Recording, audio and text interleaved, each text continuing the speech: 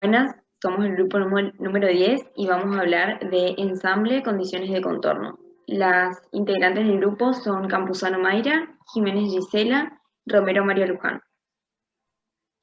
Primero vamos a definir el tema que vamos a tratar, es el método de elementos finitos. Las bases del método de elementos finitos es la representación de una estructura por un ensamblaje de subdivisiones o elementos finitos.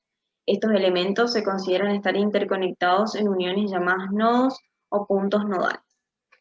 Hay dos métodos comúnmente usados para ensamblar y resolver la matriz elemental del conjunto de ecuaciones. La solución de la ecuación adjunta, que es la que vamos a desarrollar nosotras, la solución de la ecuación ondulante frontal, es el segundo método. En la primera, el conjunto global total de ecuaciones de todos los elementos es primero ensamblado y después reducido. Es un método de ensamblamiento de los elementos individuales de las matrices de rigidez en una matriz global de rigidez que sigue la misma forma. El elemento de fuerza, el vector de desplazamiento y los coeficientes de rigidez son organizados de acuerdo al orden de los grados de libertad globales. Primero vamos a definir lo que es una matriz de rigidez, cómo se conforma.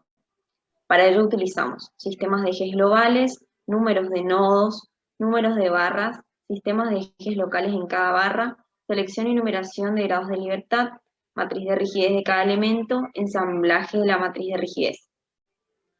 Yo voy a hablar del sistema de coordenadas, discretización. El sistema de coordenadas es un sistema cartesiano que permite la definición geométrica de la estructura, coordenadas de los nudos, longitudes de los elementos, etc. Cuando hablamos de discretización, nos referimos al proceso de disociar las estructuras en elementos. Vamos a definir esta estructura que tomamos como ejemplo. Lo primero que tenemos que hacer es enumerar los nodos de la estructura y luego vamos a colocar a cada barra ejes locales que refieren a los movimientos y fuerzas de cada barra. A continuación vamos a colocar un sistema global que va a corresponder a toda la estructura y define un sistema único.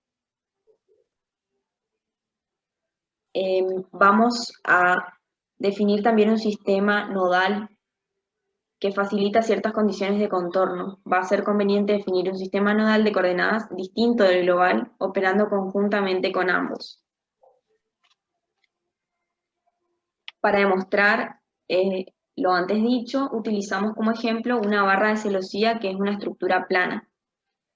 Vamos a utilizar la ley de Hooke, que refiere a la variación de longitud, que es igual a la longitud por la fuerza sobre la matriz de flexibilidad por el coeficiente de elasticidad. Bien, tenemos la barra y vamos a hacer lo que dijimos anteriormente. Colocamos los nodos y luego colocamos las condiciones de vínculo, que en este caso van a ser horizontales. En el nodo 1 tenemos un extremo libre, por lo que colocamos el desplazamiento horizontal. En el nodo 2 tenemos un empotramiento, por lo que el desplazamiento va a ser igual a 0. Aplicando la ley de Hooke para este caso, vamos a tener K sub 1,1 es igual a la matriz de flexibilidad por el coeficiente de elasticidad sobre la longitud. Y K2,1 va a ser igual a menos la matriz de flexibilidad por el coeficiente de elasticidad sobre la longitud. Para el otro caso tenemos las mismas condiciones, pero invertidas. Es decir, tenemos el empotramiento a la izquierda y el extremo libre a la derecha. En este caso, K1,2 va a ser igual a menos la matriz de flexibilidad por el coeficiente de elasticidad sobre la longitud, y K2,2 va a ser igual a la matriz de flexibilidad por el coeficiente de elasticidad sobre la longitud. Generalizando para ambos nudos, las fuerzas van a quedar de la siguiente manera. F1 va a ser igual a K sub 1,1 por el desplazamiento U sub 1 más K sub 1,2 por el desplazamiento U sub 2. F2 va a ser igual a K sub 2,1 por U sub 1, que es el desplazamiento, más K2,2 por U2, que es el desplazamiento en 2. En forma matricial va a quedar definido como la matriz de la fuerza, que va a ser igual a la matriz de rigidez por la matriz de desplazamiento. En forma generalizada, entonces, va a quedar que La fuerza va a ser igual a la matriz de rigidez por la matriz de desplazamiento. Este es otro caso que podemos analizar, se trata de una barra de estructura plana inextensible, en la cual existen desplazamientos verticales y un giro en cada extremo. Enumeramos los nodos y procedemos de la misma manera que en el análisis anterior. Finalmente vamos a obtener una matriz 4×4. También vamos a tomar de ejemplo una barra de estructura plana extensible. En este caso consideramos desplazamientos verticales, horizontales y el giro. Hacemos el mismo análisis que en los casos anteriores y obtenemos la matriz que podemos observar en la pantalla. Cuando la estructura es espacial, en vez de plana, la cantidad de movimientos a determinar se va a incrementar.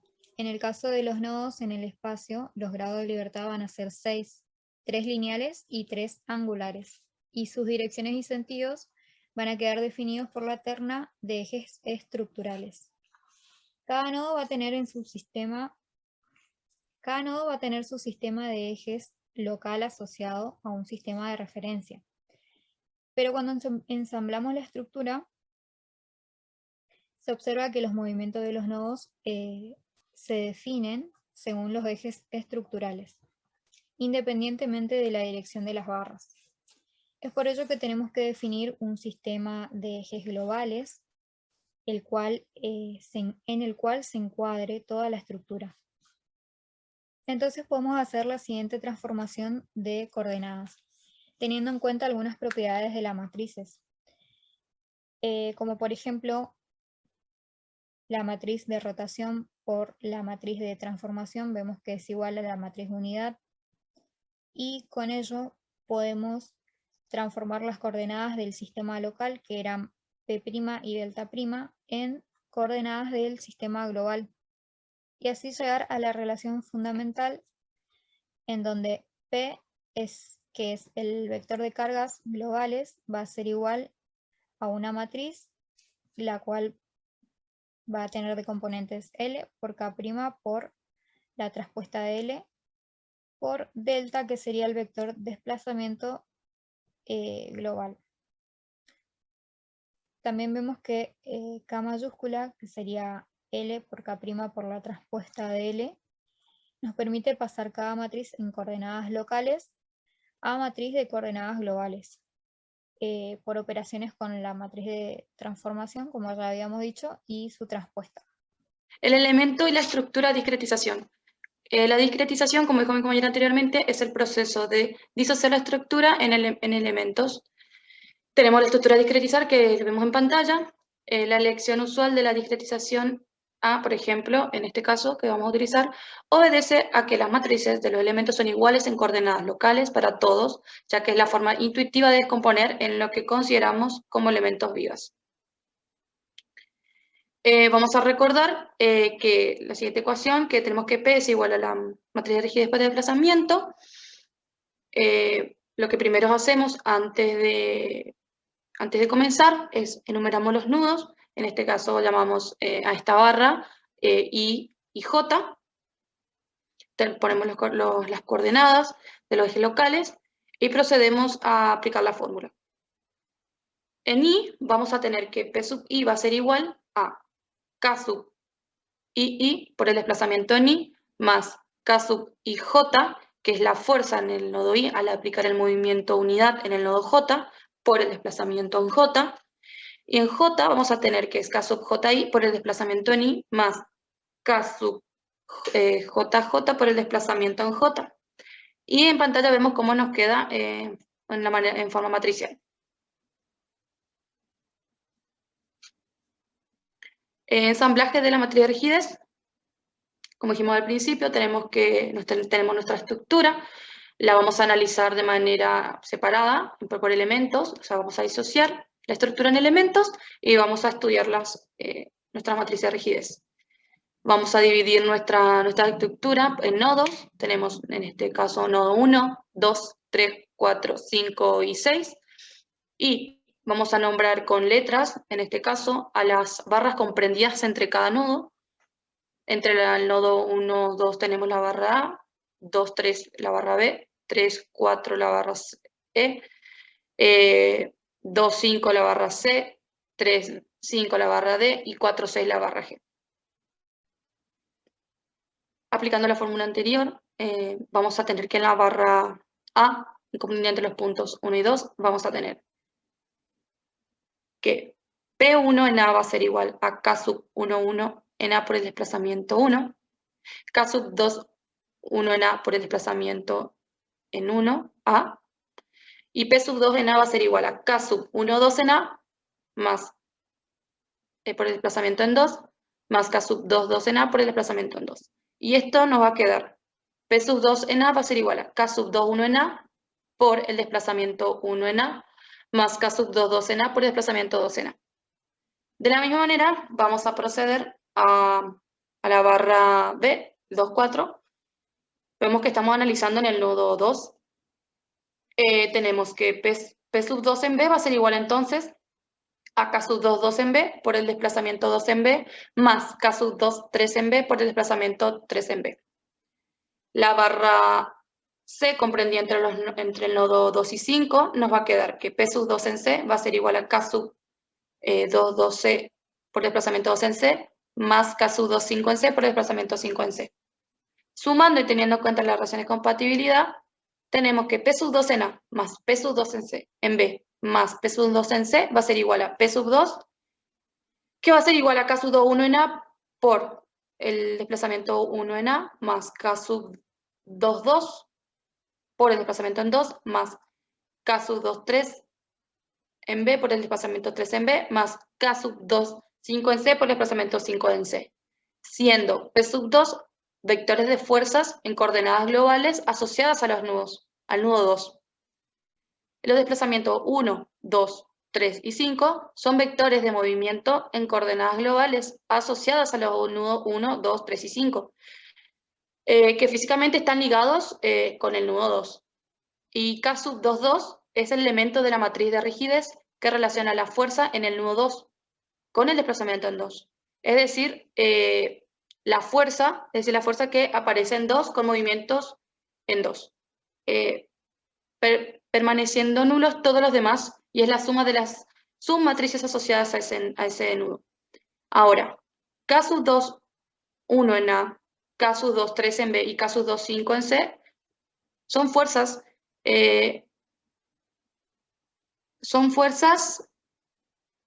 que concurren en el nudo 2 con un movimiento unitarios, respectivamente en 1, 3 y 5. Pasamos.